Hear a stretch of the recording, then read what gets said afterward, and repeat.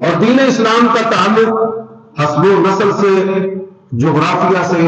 مال و دولت سے نہیں کہ کوئی شخص اللہ تبارک و تعالیٰ کو یہ شکوہ کرے کہ میں تو سکول میں پڑھا ہوا نہیں تھا اس لیے میں اسلام کی ہدایت حاصل نہیں کر سکا، میں فلاں نسب کا نہیں تھا اس لیے میں اسلام کی ہدایت حاصل نہیں کر سکا۔ اللہ اور اللہ کے انبیاء و رسل کے نزدیک کسی